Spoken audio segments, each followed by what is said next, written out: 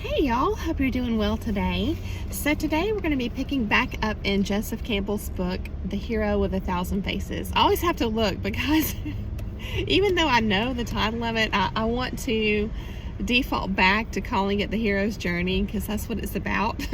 But I'm not sure. He may even have a different book with that title. So I want to be careful to present it properly. So this is the book we're going to be looking into today. And so we finished pulling information and inspiration from excerpts from the prologue. And so now we're going to be getting in, let me see if he calls it, yeah, he calls it part one, the adventure of the hero. And then within part one, you have chapter one, and he calls it departure. And so it says the call to adventure. So there's different stages here, right? And we're going to be going through some of these. So the theme of today's message is one of trust and reciprocation, but it's not going to be in the familiar sense of how we understand what these things mean. Okay, so I think it's really interesting to look up definitions and etymology of terms. And so what we're going to be doing real quick is looking at specifically reciprocation. Okay, and this was really interesting to me because this is very applicable to the hero's journey. Okay, so as we know, as we've learned firsthand, being in a toxic situation, environment, relationship, connection, you know, when something like that is one-sided and you're being depleted, you're giving and they're taking, and you're just going downhill with your mental, spiritual, physical health, you understand firsthand going through that how important reciprocation is in this life, this human existence, when you are expending your energy, right? When you're sharing your energy, it's like when it's a healthy situation, it's going to come back to you, right? When it's unhealthy, it's out of balance, and so you're not going to be getting that energy returned. So we know that reciprocation is very important, and we know that a lot of times we were conned into trusting when we shouldn't have done so, and so these are just really important elements that I feel like come to the forefront of your mind after experiencing toxic situations. So we're going to use that inspiration for the message today, and we're going to see how it ties in, okay, and what the higher purpose is of going through these things. So to look up reciprocate, this is via Oxford Languages. The first, and this is the verb, right? Reciprocate. The first definition is respond to a gesture or action by making a corresponding one. And then the second definition was really, it really caught my attention. It says, like as an example, part of a machine, move backward and forward in a straight line. Backward and forward. And I want us to be inspired by this definition, right? We understand that this is in relation to machinery, but through the lens of wanting to find the lesson, what we come to learn at some point during our healing process, our growth journey, post psychological abuse, post toxic relationship experience, we understand that sometimes you do have to move backward in order to move forward, right? And so, I mean, there's songs written about that, there's stories all about that, and that's really what the hero's journey is all about. Descending, you know, first, before you can elevate or become the best version of yourself, or to be reborn, whatever it is, there has to be a death, right? Like the life, death, life cycle. So there has to be a descent. And a lot of times in these fairy tales, it's symbolized by the descent a descent into the underworld, what they call the underworld, right? Well, in reality, how does that translate? It translates to possibly a brush with death. How many people have experienced almost dying? Maybe even statistically, it's like whatever they went through, they shouldn't have survived, but they did. Those kind of people who really and truly experience what they call a brush with death, they're revived. They come back into their health once they regain their health again with this new like vigor for life. They just they're reborn because of that brush with death. So when you go through a narcissistically abusive, psychologically abusive, toxic relationship or situation, it's the same thing, right? It changes you in that way. That is the descent into the underworld. And so I just hope that you're inspired by today's message, because our goal is to learn enough to be able to identify the journey, and to be able to see it everywhere in movies, music, poetry, fairy tales, cartoons, biblical stories, all kind of spiritual myths and lessons. Because it's all connected.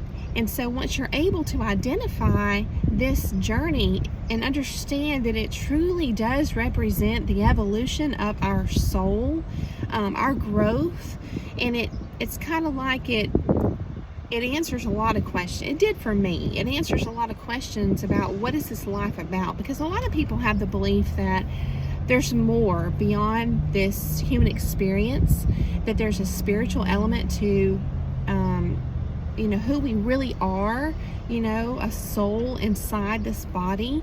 And so to be able to finally find answers that resonate with us, and that we're able to identify in our own life, because we understand, hey, I went through that, and hey, that person over there went through this, and you see that there's a pattern.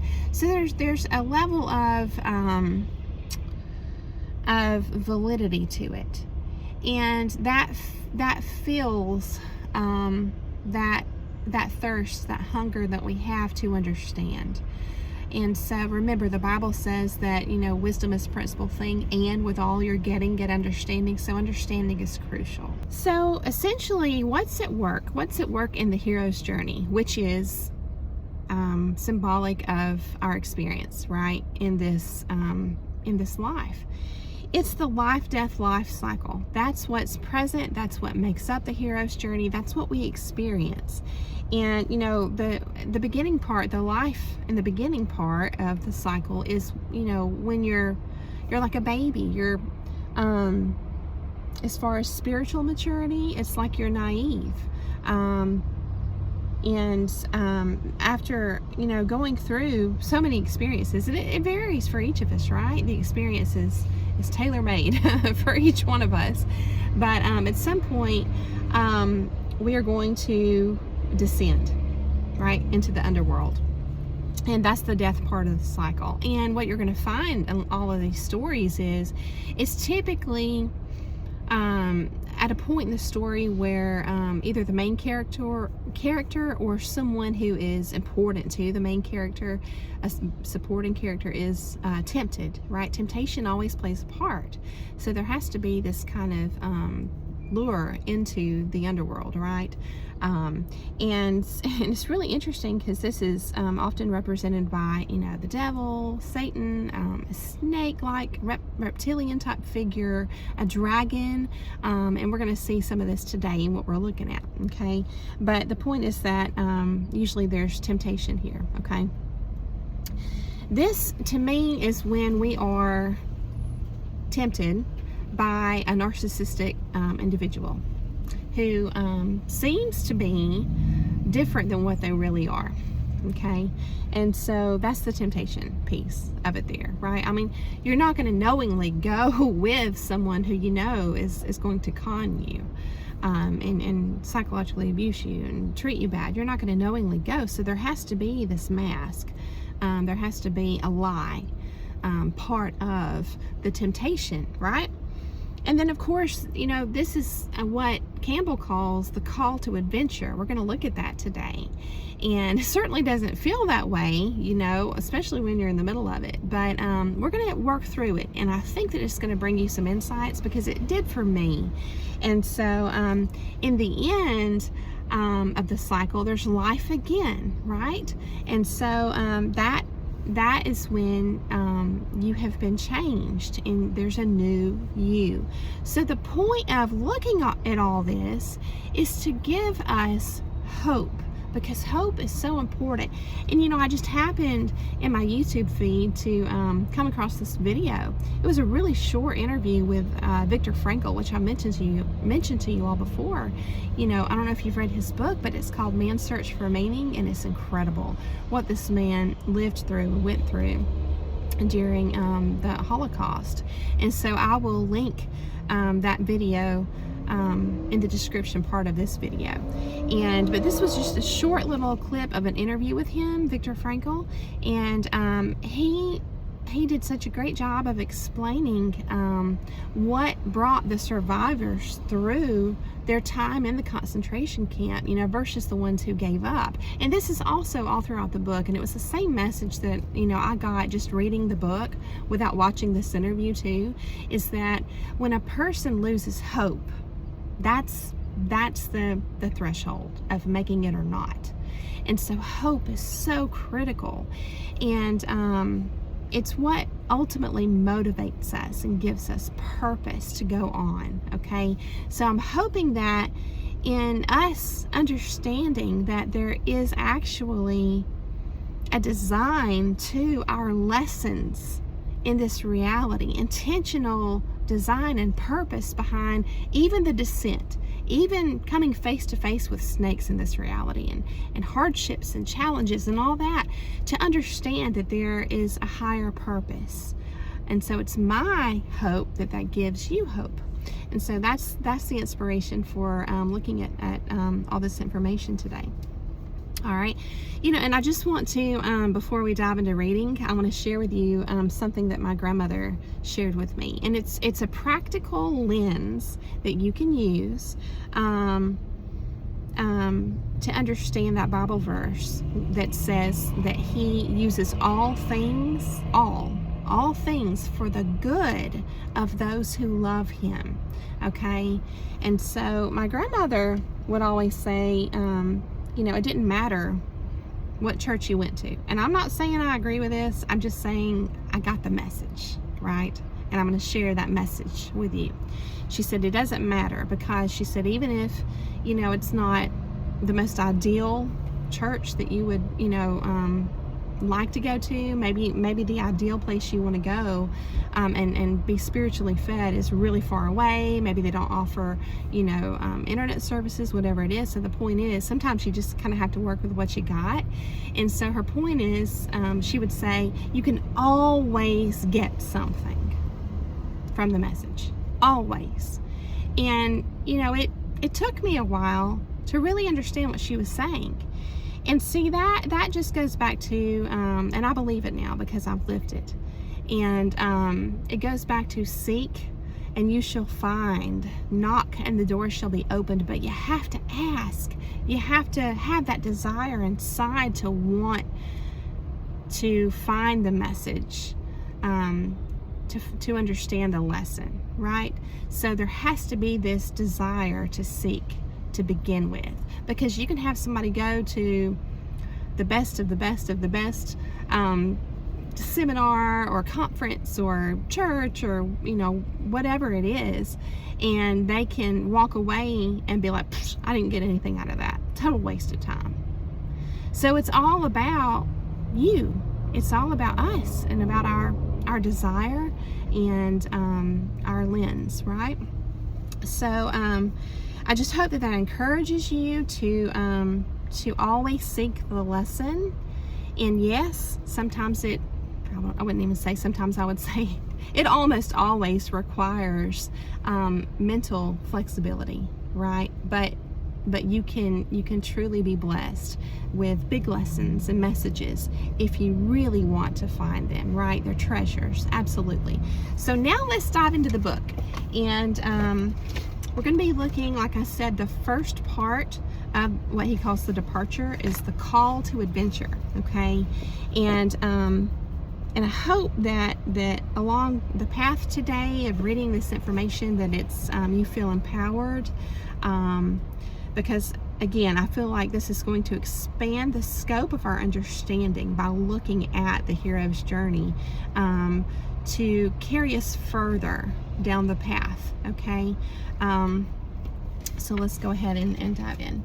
And oh, I think I shared with you all about the salted caramel turtle coffee. It wasn't my favorite, but I'm trying brown sugar cinnamon in my salted caramel today, and it's really delicious. It's almost like a pumpkin pie type flavor, but it's really, really great. Super delicious. So I wanted to share in case you love coffee like I do. So all right, remember in Frozen 2, Elsa keeps hearing this call, this singing voice, right? And it's really interesting because at first she denies it. There's a whole song. She says, you're not a voice. You're just a ringing in my ears. And if I heard you, which I don't, I'm spoken for, I fear. And she says, everything I've ever known is here within these walls. I'm sorry, secret siren, but I'm blocking out your call. Okay, so that's the first part of that song. She's denying the call. So there's a call to adventure, and then of course the character, the hero, can choose to refuse the call, and then there's acceptance of the call, which really starts the adventure. Okay, so the call to adventure has to come first. And remember, this story, this grand story that illustrates everything we go through, is to be found truly everywhere. And I share things like those lyrics with you to illustrate that,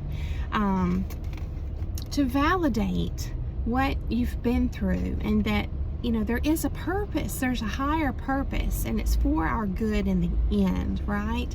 So this first part opens up the call to adventure with a story from, and he references where it's from. It's Grimm's fairy tales, The Frog King. Okay, so it goes into the story about this this king who has daughters, and the youngest one loved to go into the woods, and she would take her favorite toy with her. It was a golden ball. Okay, and she would toss it and catch it, toss it and catch it. So one day it fell into this water nearby, and it goes down under the water. And so this frog comes up and offers to help her to get the ball. Now, what's interesting is, if you think about symbolism here, the sun or a golden ball is just a big symbol throughout different cultures. Keep that in mind. So sometimes this is where you have to flex your mind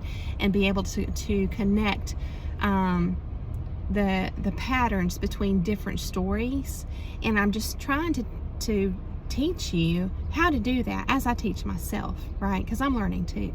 But I'm trying to share what I'm learning with you all, so that you can carry that forward and continue validating yourself on this journey, to be able to see that bigger picture. Again, why? To be able to hold on to hope, to be able to retain that faith. So important. Okay, so so the frog was like, hey, I can go get it for you. I can dive down in the water and get it for you. And she's like, yeah, that'd be great. And he says, okay, but there's always a but, you know. Hang on, but there's a string, you know, contingency here.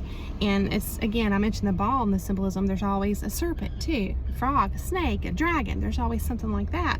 So and especially, this is the one, see, that tries to wheel and deal, that tries to tempt with a deal, a trade, an exchange. Okay, and we're going to understand all this as we pull it together. So remember, this is a young girl, and she has this really important thing with her, this golden ball, and she just, doesn't seem to value it too awful much if she's just slinging it in the air carelessly, right? And then it falls in the water.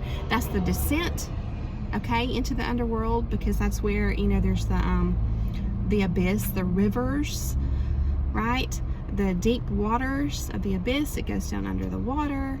You see how this is all connecting together, especially if you've watched my other videos. Hopefully you're starting to connect some dots now.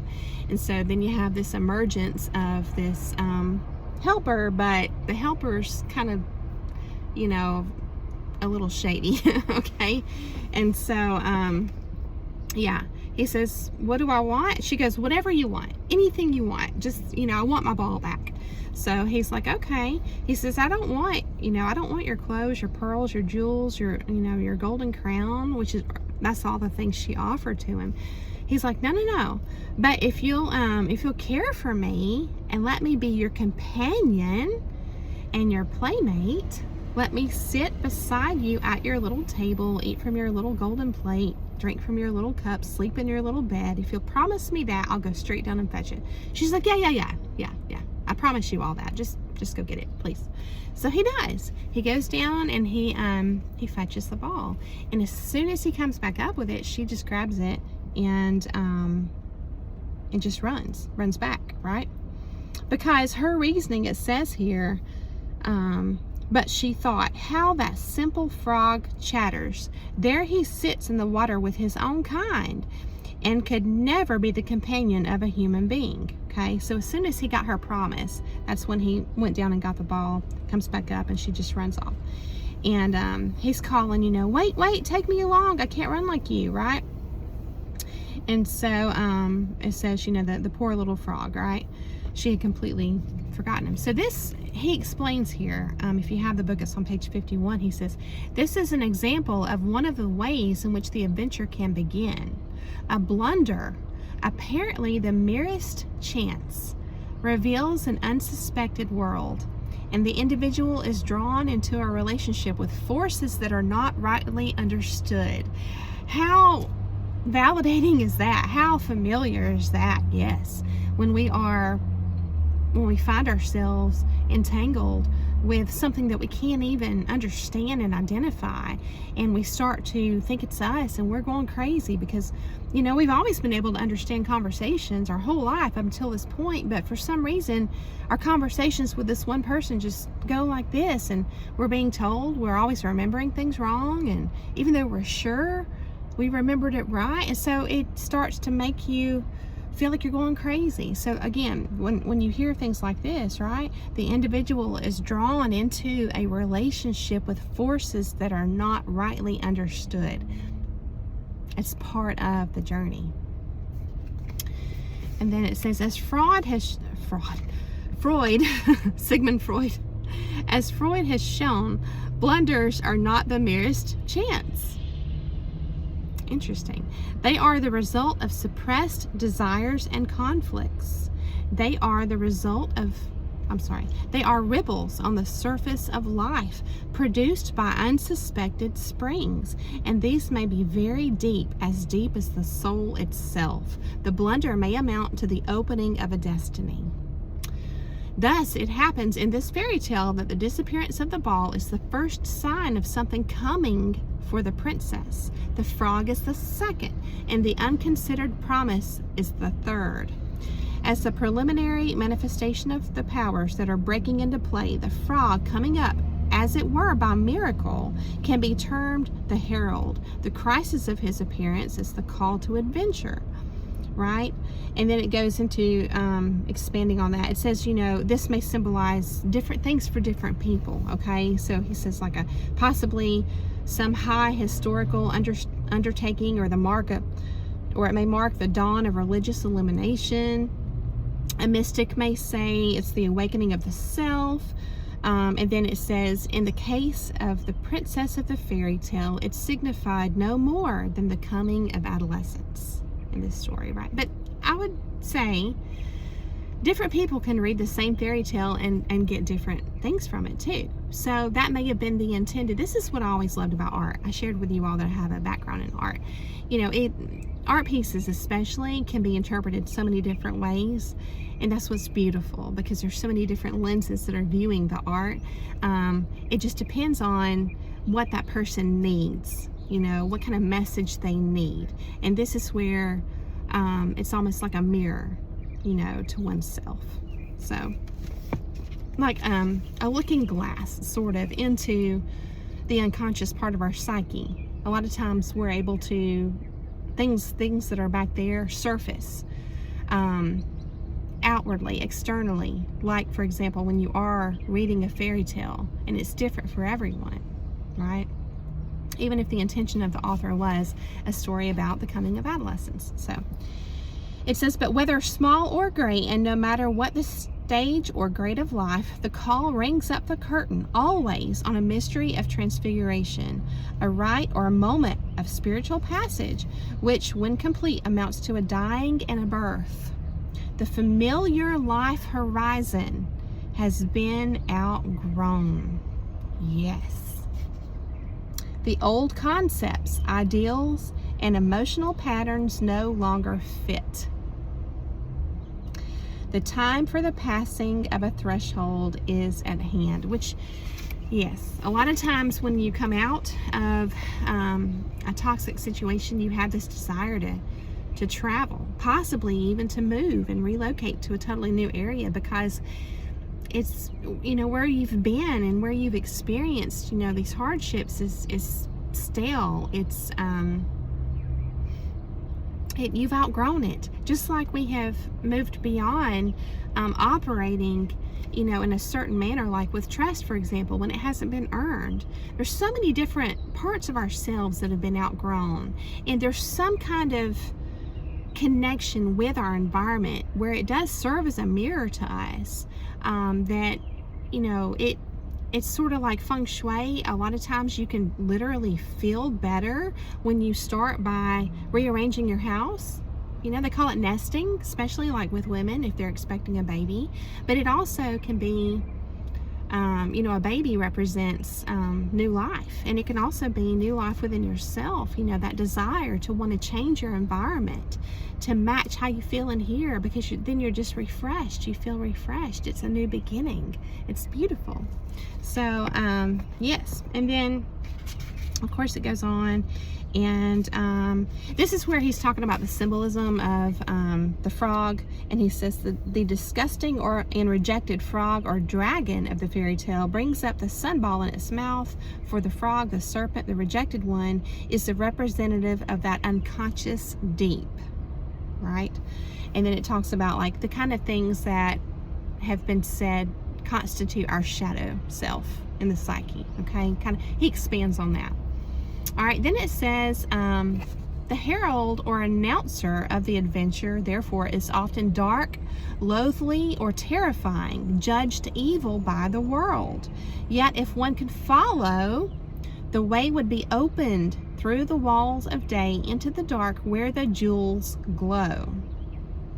Yes, because right before that he's describing the underworld and how dark it is, but there's also luminaries within it. So he talks about the pearls of the fabled submarine palaces of the Nixies, Tritons, and water guardians, right? It says the jewels that give light to the demon cities of the underworld. So I love how colorful these tales are. Yes, so the herald or announcer of the adventure, therefore, is often the dark, loathly, or terrifying, judged evil by the world. Yet, if one could follow, the way would be opened through the walls of day into the dark where the jewels glow. Or the herald is a beast, as in the fairy tale, representative of the repressed, instinctual, here's that word again, fecundity within ourselves, or again, a veiled, mysterious figure, the unknown. So also what I'm pulling from this is sometimes you can't identify those bright, shining, beautiful gems or pearls, or translated into our life, our blessings, right? Even though they're right there in plain sight, sometimes you can't identify them without the perspective of the dark. So again, purpose and meaning, trying to understand that there is a higher purpose for going through the things that we have, going through the dark, being able to actually see the dark now makes those luminaries, the gems, our blessings, glow even brighter because there's contrast, right? Or we may say perspective. So, it's just a great book. I highly recommend it. And then he goes into a new story that talks about a girl. This is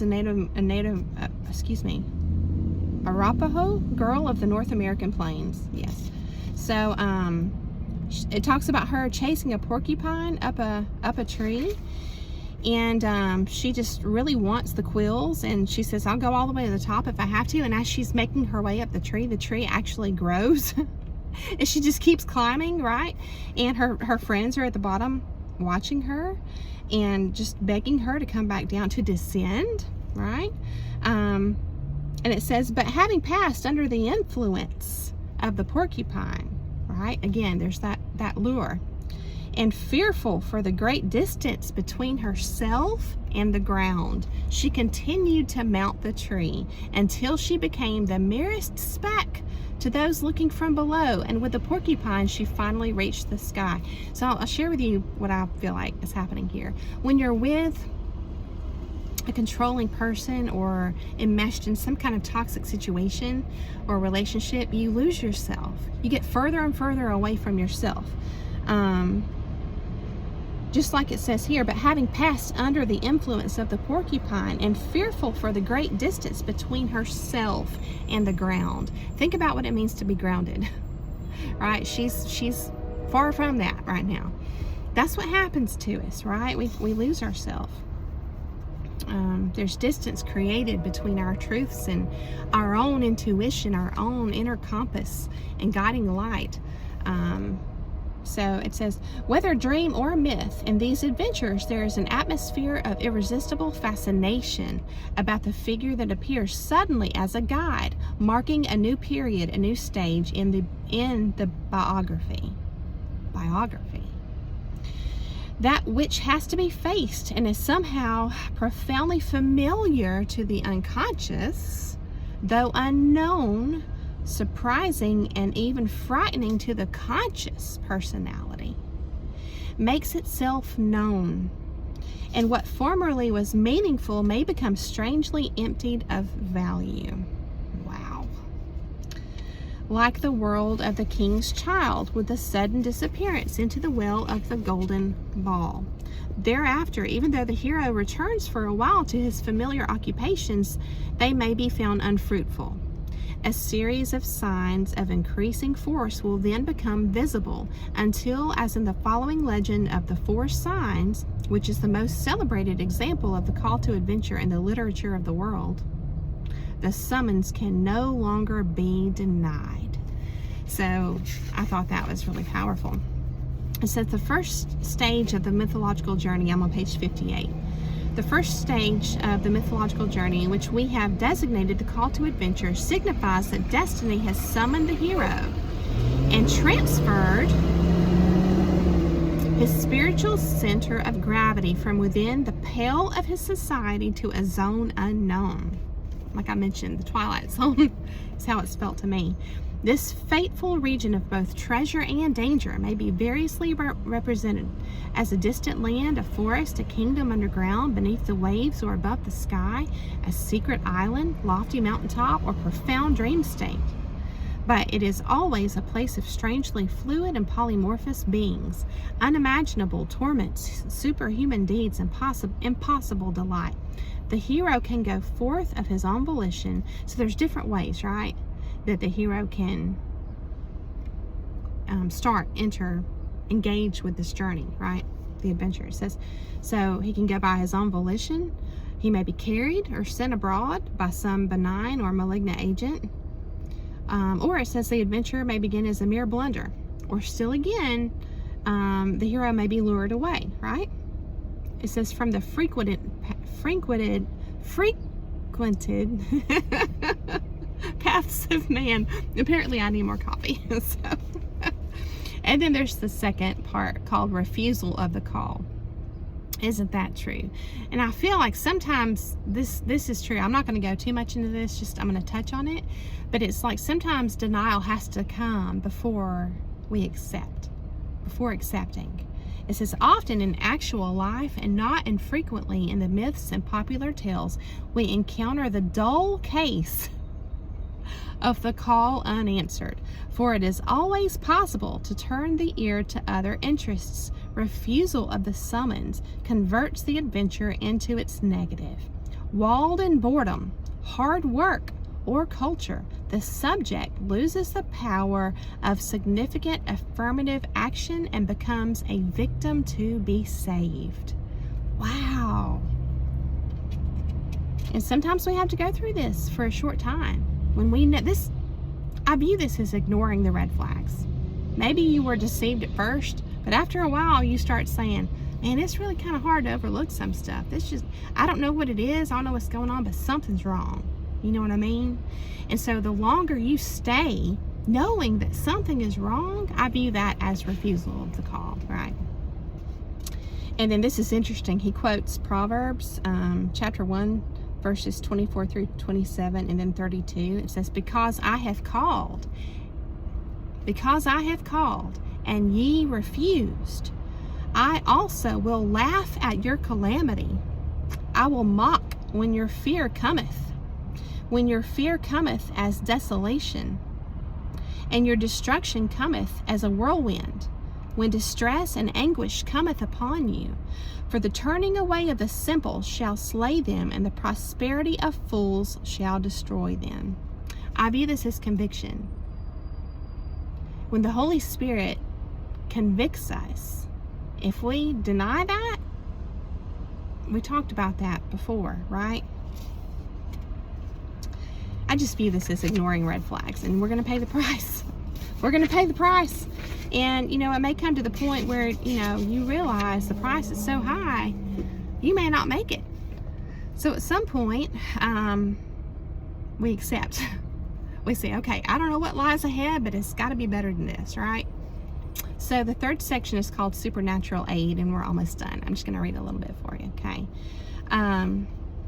Supernatural aid. For those who have not refused the call, the first encounter of the hero journey is with a protective figure, and it says often a little old crone or old man who provides the adventurer with amulets against the dragon forces he is about to pass. And then it goes on. So we'll pick back up, okay? But I just want you to be encouraged. The adventure is full of mystery, jousting matches, and colossal challenges. Okay? Knowing this, will you answer the call? Will you answer the call? Right? When you've been woken up, when you've woken up, what are you going to do? Right? And so let's say you did answer the call. You did. And you followed your gut. Even without understanding, maybe your full understanding of the deceit that was totally keeping you disempowered, blaming yourself, confused, like in the story, separated from your own intuition, the deceit that was at work through this person or through this environment or situation, right? Maybe you did answer the call at some point to exit, right? To find your peace. Well, just understand that there's purpose, and that call is not simply just to pull you out and that's it. There's more. There's more. And there's always hope, and there's always lessons to learn. And it doesn't mean that there won't be additional descents. In some of these stories, there are multiple descents into the underworld, right? So I just hope that this encourages you to be able to zoom out and see things from a larger perspective and know that it really is true what's said in that verse, that he uses all things for the good of those who love him. And so yes, there's definitely more to share with you all, and I've already started marking those, but I'm going to go ahead and stop here so this is not too long. But I hope you're encouraged. I thank you so much for coming along with me today, and I just want to make sure that, yeah, I don't have anything else. So thank you. Have a wonderful day, and I'll see you again very soon.